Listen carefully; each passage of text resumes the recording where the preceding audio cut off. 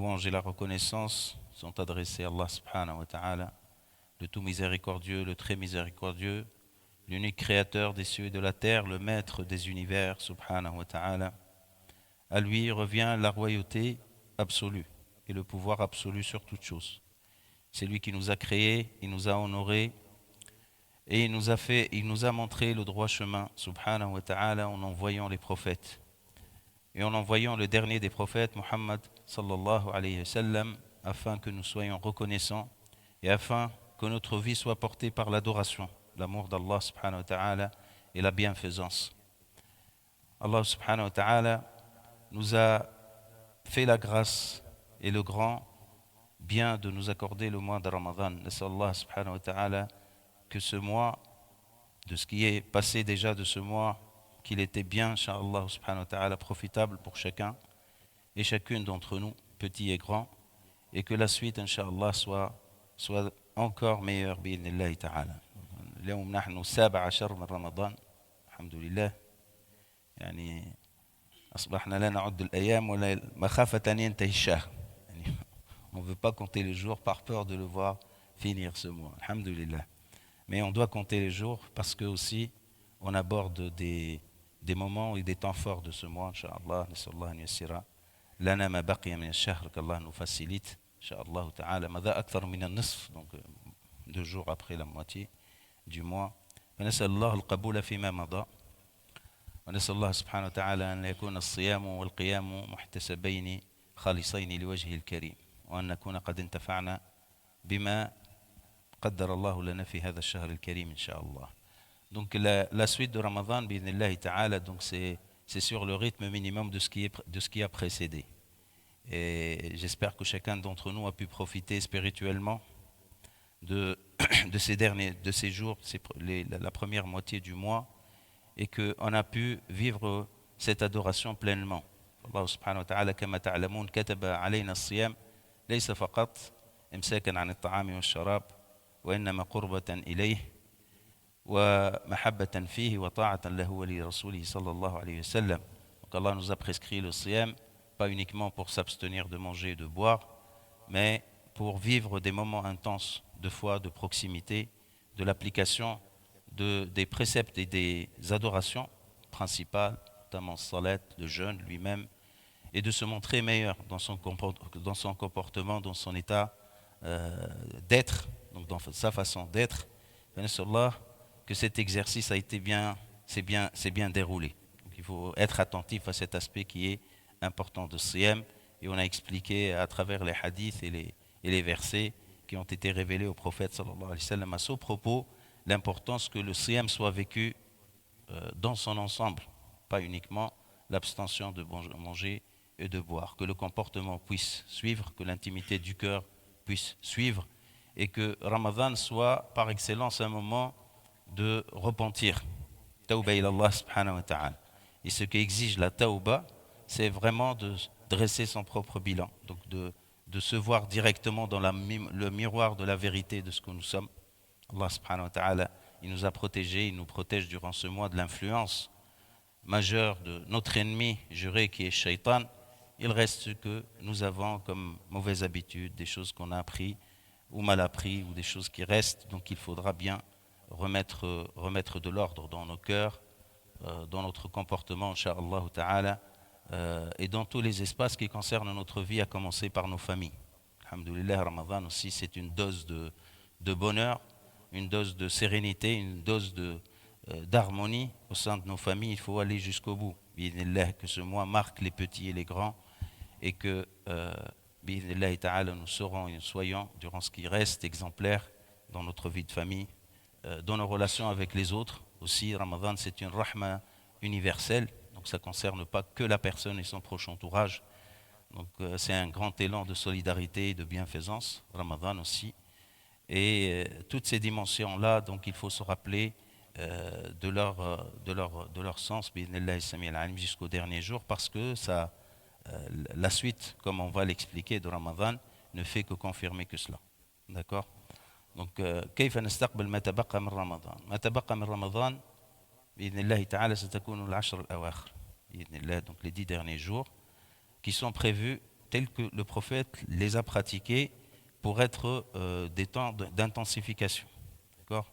Parce que c'est vrai, le corps, alhamdoulilah, le corps il se fatigue d'un jour à l'autre, c'est tant mieux.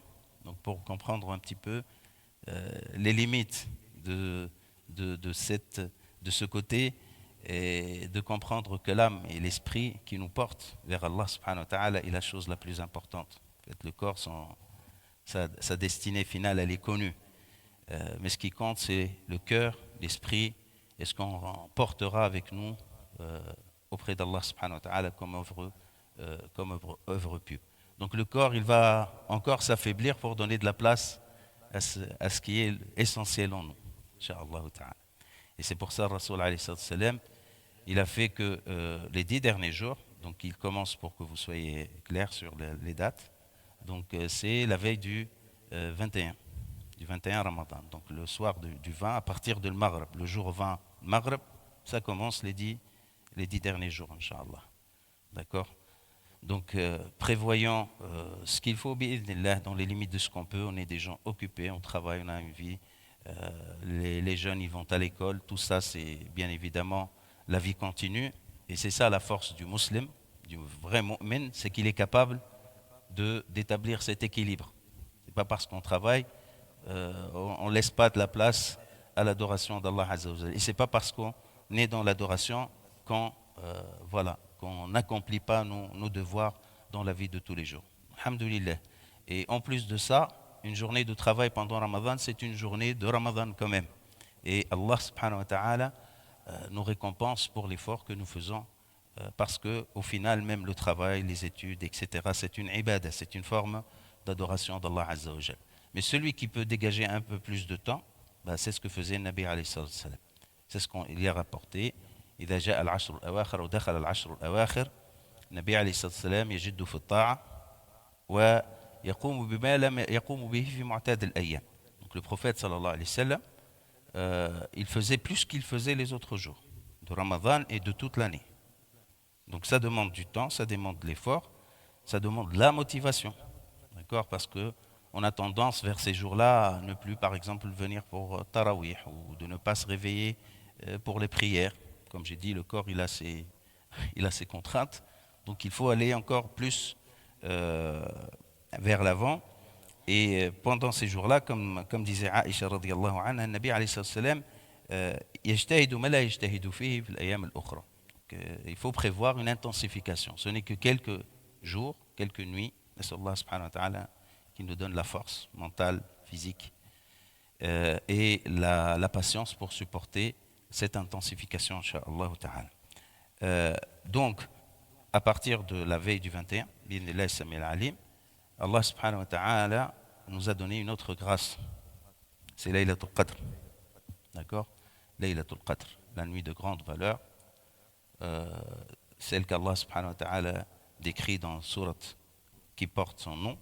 أعوذ بالله من الشيطان الرجيم بسم الله الرحمن الرحيم إنا أنزلناه في ليلة القدر وما أدراك ما ليلة القدر. Donc Allah il parle du Coran, il l'a révélé pendant cette nuit qui s'appelle Laylatul Qadr, la nuit du Qadr, et il dit وما أدراك ما ليلة القدر. Donc sa valeur elle est inestimable.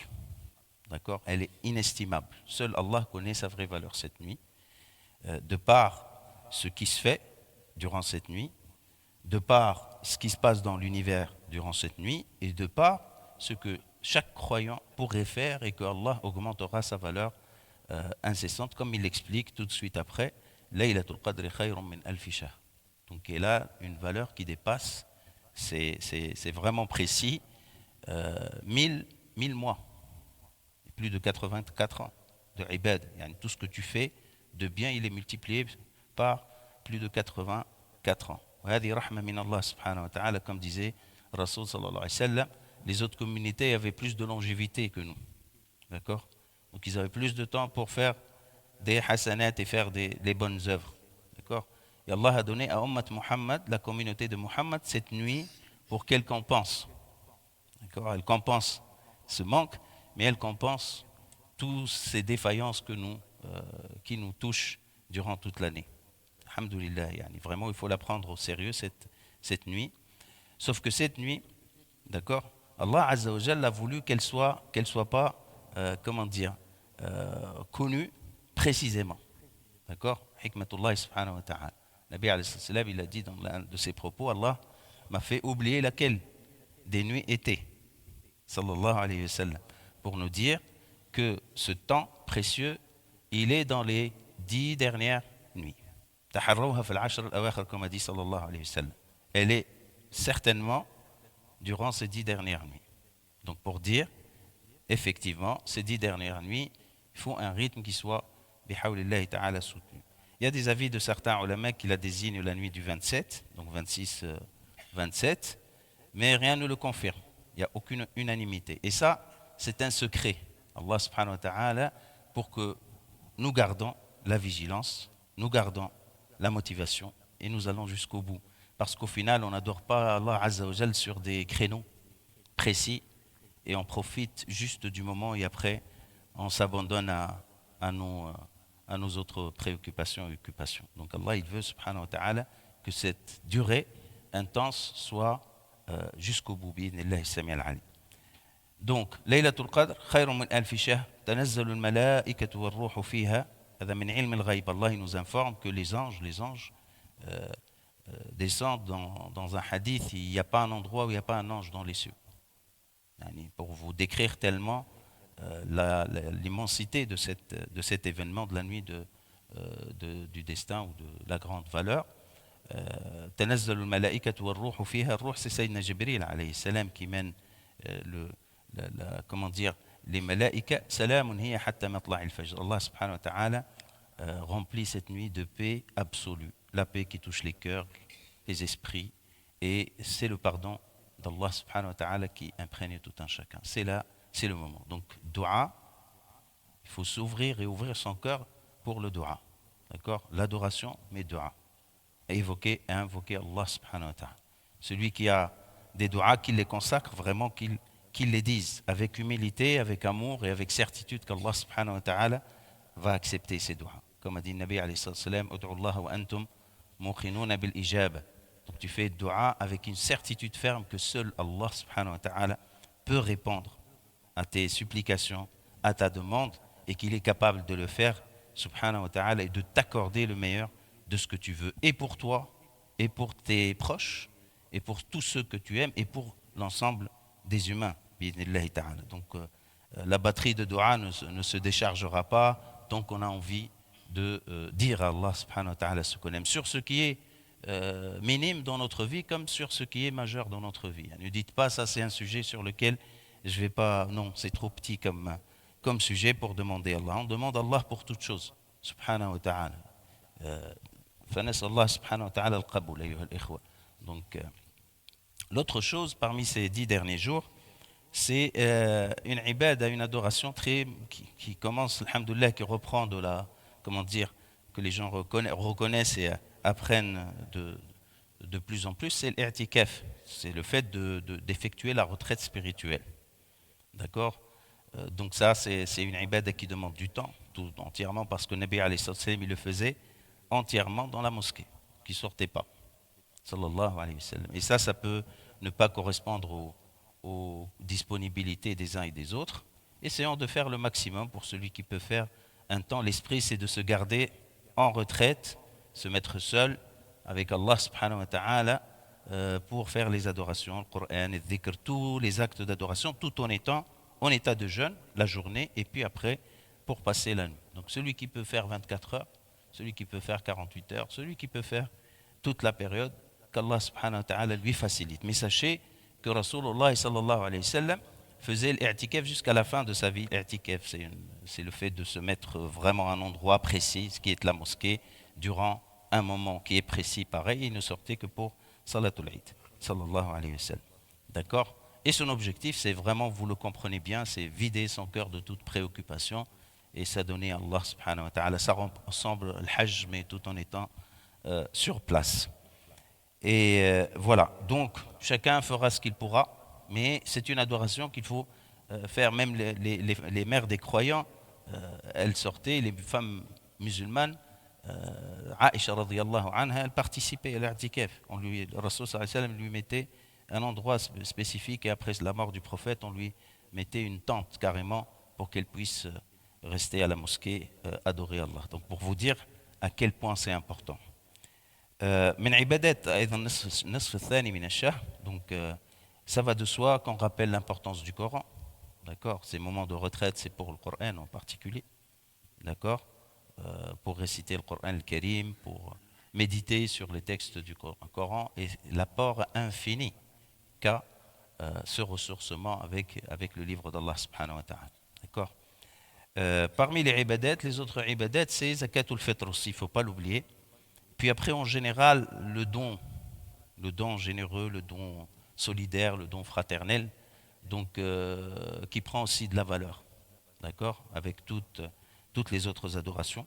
C'est pour ça qu'il y a des bonnes traditions qui sont des fois mélangées avec des bid'a, mais l'essentiel est là d'intensifier sadaqat, de donner zakat à cette période-là et de contribuer à la nourriture des gens, d'accord.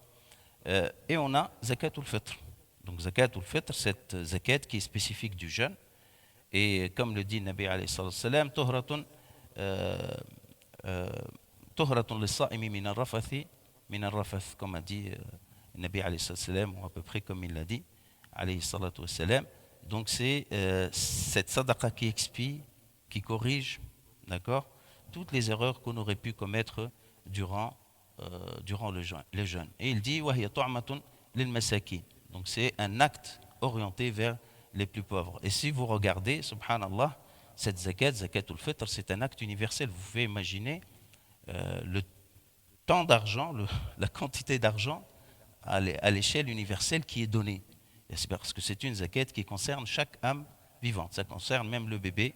C'est pas lui qui va le donner, mais le chef de la famille, donc qui est responsable de donner au nombre de sa famille un montant qui est fixé entre 7 et 9 euros. Ne soyez pas trop perturbés par les calculs un peu variables entre les organisations. C'est entre 7 et 9 euros. D'accord? Celui qui donne 7, il donne 7. Celui qui donne 9, il donne 9 par tête. D'accord? Aussi, pensez à faire sortir le fidya, c'est-à-dire la compensation de la rupture du jeûne pour ceux qui sont excusés. Les malades, les vieillards, etc., les femmes enceintes, etc. Donc c'est le montant de 5 euros à peu près. Il y a d'autres calculs, mais entre 5 aussi et 7 euros pareil. Celui qui choisit le chiffre fort, tant mieux. Celui qui n'a pas les moyens aussi pareil. Donc c'est aussi une question des moyens. C'est pour ça qu'il y a une variation entre les écoles de fiqh sur le montant. Voilà, donc c'est entre 5 pour le fidya, ce qu'on appelle le fidya. Je répète encore, pour ceux qui ne jeûnent pas en raison d'une maladie, ou d'une grossesse, ou d'un allaitement, ou d'une maladie chronique, ou d'une santé un peu fragile pour les plus âgés. D'accord? Voilà, vous pouvez sortir ça.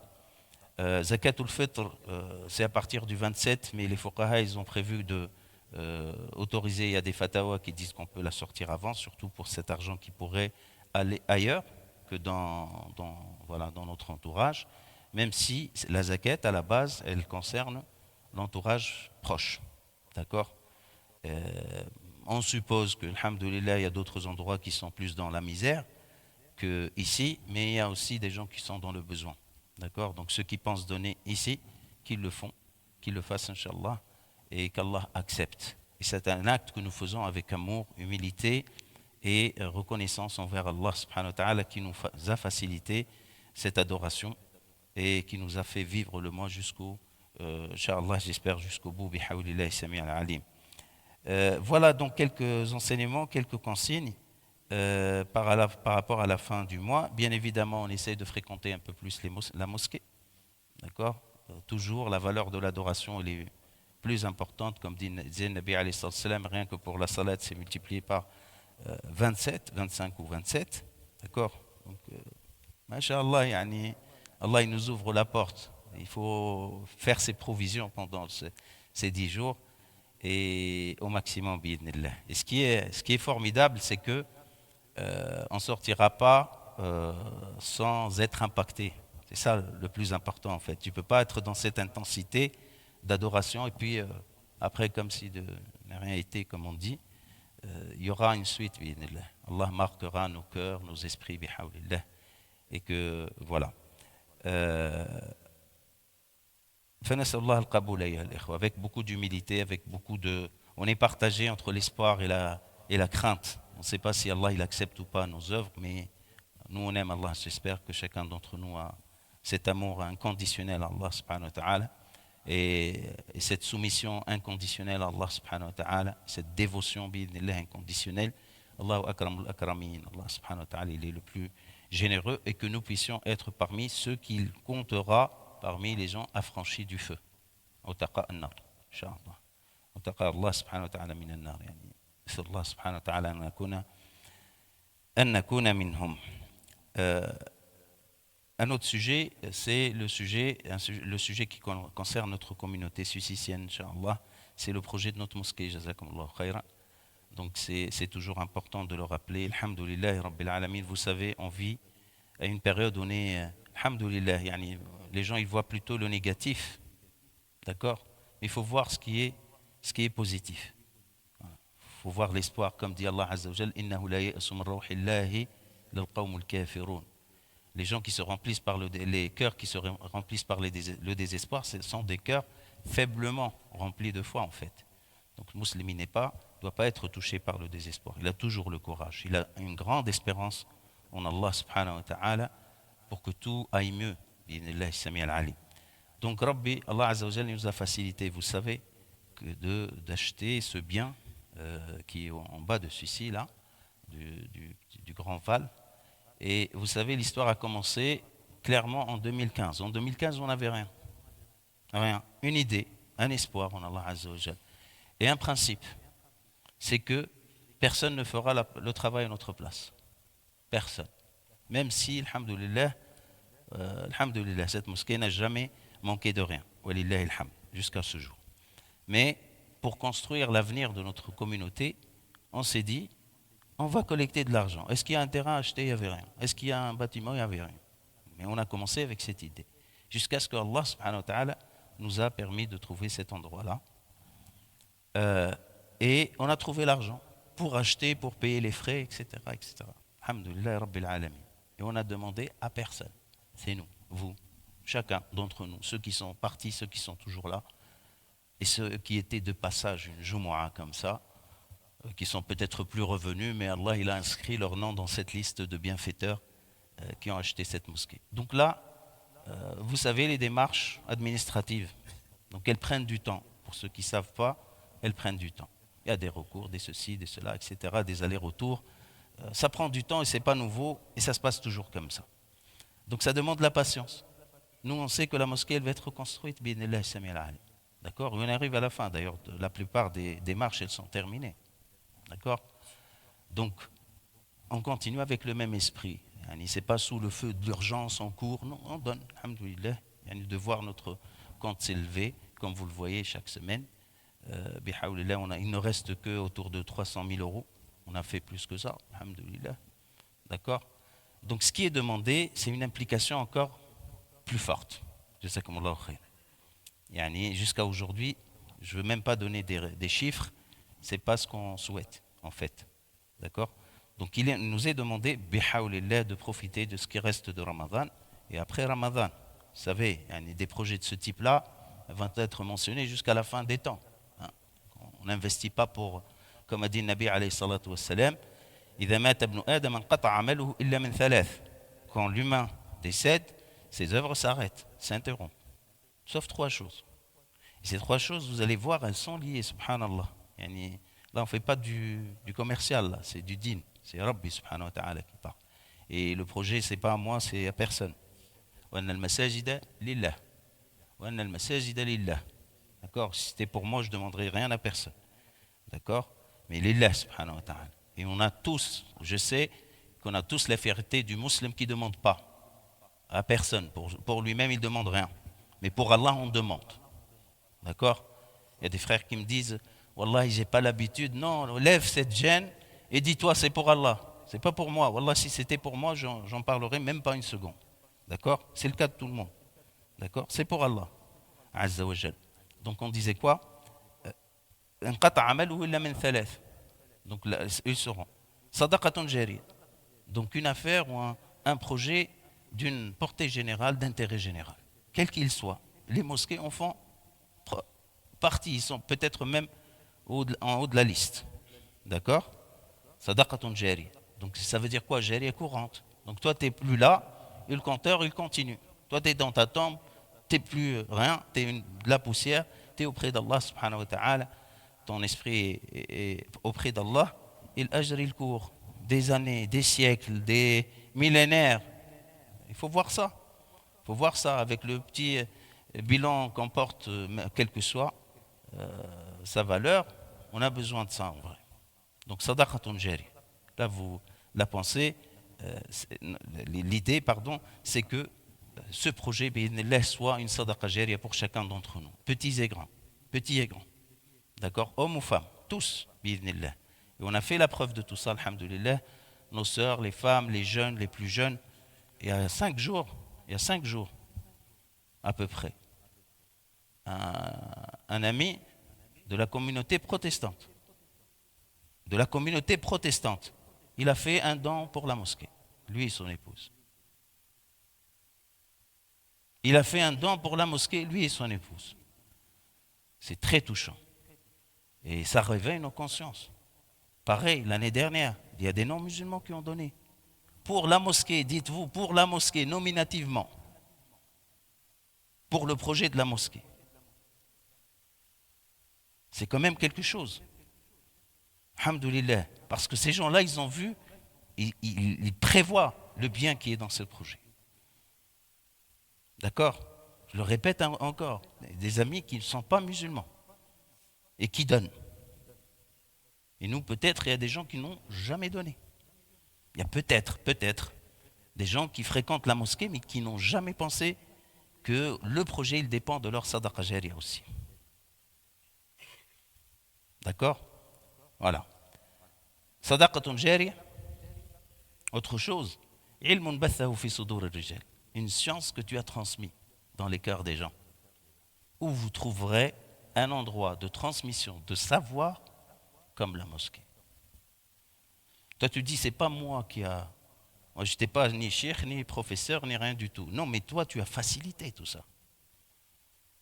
Toi, tu as facilité tout ça. Vous savez, les conditions d'accueil, alhamdoulilah, on a fait avec de nos enfants. Mais là, on prévoit quelque chose de durable, qui correspond à l'esprit du siècle et des siècles qui vont venir. Là, quand on construit, on ne dit pas on est tel ou tel nombre ou tel. Non, il faut avoir l'esprit prévisionnaire et visionnaire. Oui? D'accord? Donc toi, tu dis, moi je ne suis pas cheikh, j'ai rien dit en fait, pour que cette science, Allah me la comptabilise. Tu rigoles ou quoi? Allah subhanahu wa ta'ala va faire de toi une cause pour que nos enfants puissent être dans des classes dignes et recevoir un enseignement digne de notre religion. Il faut arrêter de réfléchir à court terme. Il faut regarder très loin. Et comme le hadith, il parle du très loin. Tu meurs, tu n'es plus là. Allez, tu n'es plus là. Mais tes œuvres, elles sont là. Témoignent pour toi. Ilmun bathahu fi sudur ar-rijal. Troisième chose, je vois beaucoup de jeunes ici. Alhamdoulilah, ils seront là quand on ne sera pas là. Bi'idhnillah. Il y aura parmi vous certainement un imam qui prendra sa place, un imam qui fera tarawih. Nous, on ne sera plus là. D'accord? Mais vous serez là, bi'idhnillah, sami al-alim. Ils seront parmi ces enfants qui ont entendu ce propos, qui ont su que leurs parents étaient dans ce projet et qu'ils porteront cette amène. C'est comme ça on les éduque. C'est comme ça qu'ils sont éduqués. D'accord? Et qu'ils contribuent, qu'ils sachent à la maison que ce soit l'affaire de tout le monde. Contribuer à la mosquée, de tout le monde. Et on a vu des familles, des enfants qui laissent leur argent de poche, ou même ils réorganisent. Toute la famille réorganise son projet de vacances pour laisser de côté. Voilà. Ou quelqu'un qui n'ira pas au Umrah ou autre, il laisse l'argent. Il a dit, moi j'ai fait déjà 2 Umrah, 3 Umrah. Cet argent, je le laisse à la mosquée. Donc quand la famille elle est marquée par des gestes majeurs comme ça, tu as fait 70% de l'éducation. Tu as fait 70% de l'éducation.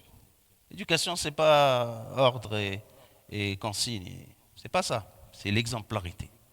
Donc une famille imprégnée de cet amour d'Allah subhanahu wa ta'ala, de son prophète, de la communauté, bien sûr qu'ils seront des enfants pieux qui se rappelleront de nous plus tard, par nos noms ou par l'esprit qu'on a laissé derrière. Ils se rappelleront de personne. Si je demande qui c'est qui connaît son arrière-grand-père, le nom de son arrière-arrière-grand-père, la plupart vont échouer dans le truc, l'examen. D'accord? Mais quand tu fais salat, irham aba'ana wa ummahatina, jusqu'à celui qui remonte à Adam alayhi salam. D'accord? Voilà. Donc dans ce projet, tout s'est réuni. Donc mes frères, mes sœurs, les jeunes, que ce soit notre projet, notre fierté, devant Allah Azza wa Jal, qui n'oublie rien, qui nous met rien. Ce n'est pas une question de quantité d'argent. Donne ce que tu peux. D'accord? Donc, Inch'Allah, vous aurez tous les soirs, les frères, ne soyez pas ennuyés. Eux, ils sont dévoués, jazahumullah khair. Barakallahu fihim, ces jeunes. Ça donne de l'espoir. D'accord? Soyez on collabore avec eux, bi'idhnillah, jazahumullah khair. Et ne soyez jamais gênés, fracassés de leurs sollicitations. En plus, ils sont très, mashallah alim, ils sont très délicats et bienveillants. D'accord? On n'a pas ce discours acharné à la mosquée ici. Sinon, vous aurez vu, on n'est pas ni des commerciaux ni rien du tout. Je parle à vos cœurs, à vos esprits. Je compte sur vous, bi'idhnillah sami al-alim, et qu'on puisse, Inch'Allah, d'ici la fin du mois, c'est une échéance, mais dans la continuité aussi. C'est pour ça que je vous appelle clairement à avoir un don régulier. Faites des prélèvements. Inscrivez-vous à des prélèvements réguliers et oubliez. Vous allez les oublier, mais Allah n'oublie rien. Vous allez voir. Vous fixez une baraka permanente dans votre patrimoine. Ça, c'est le plus important. Des dons directs, oui, bien évidemment. Vous pouvez, alhamdoulilah, on le fait. Et pour Ramadan, on a prévu ce système d'ambassadeur, c'est-à-dire que tu viennes, ça vous le savez, je rappelle, que tu deviennes toi-même un collecteur, quelqu'un qui collecte. Et ça, tu gagnes ton ajr. 1. 2. Tu gagnes le ajr des autres sans qu'ils diminuent de leur ajr, rien du tout. Et dites-vous, Allah, il y a beaucoup de gens qui n'attendent que ça. Qui n'attendent que ça. Et je vous assure, les dons les plus importants sont venus de gens qui sont loin. Ouais. Ils attendent que ça. Tu lui dis, c'est un honneur pour lui que tu lui demandes de donner pour notre mosquée fi sabilillahi azza wa jal. N'hésite pas, tu ne demandes pas pour toi, oublie. Tu ne demandes pas pour toi. D'accord? Et tu vas voir le bonheur que tu génères dans les cœurs de ceux qui vont donner. Bi'idhnillah sami al-alim. فنسأل الله التوفيق أيها الإخوة. ربي يبارك فيكم, qu'Allah vous préserve tout un chacun. Que celui qui n'a pas les moyens ne s'attriste pas. Il donne ce qu'il peut. Rien. Même dua. Même dua, et c'est pas rien. C'est immense. D'accord? Et ne négligez rien, comme a dit Nabi alayhi salatu wassalam. Ne négligez rien.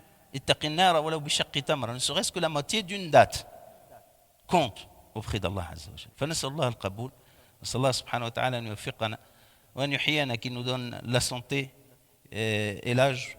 Amar biyadillah. Mais on sera heureux là où on sera, Inch'Allah, de voir une mosquée construite pour la Ummah ici, à cet endroit.